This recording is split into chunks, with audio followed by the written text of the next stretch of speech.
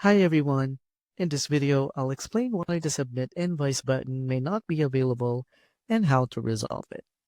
If you see a red notification indicating that required documents such as your COI or W-9 are missing or expired, the system will prevent you from submitting an invoice. To update your documents, click the blue link in the notification to open the document upload page.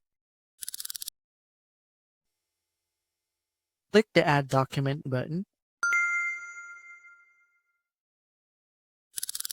and be sure to review all required documents and update any that are expired or inactive. All required documents must be current before invoice submission is allowed.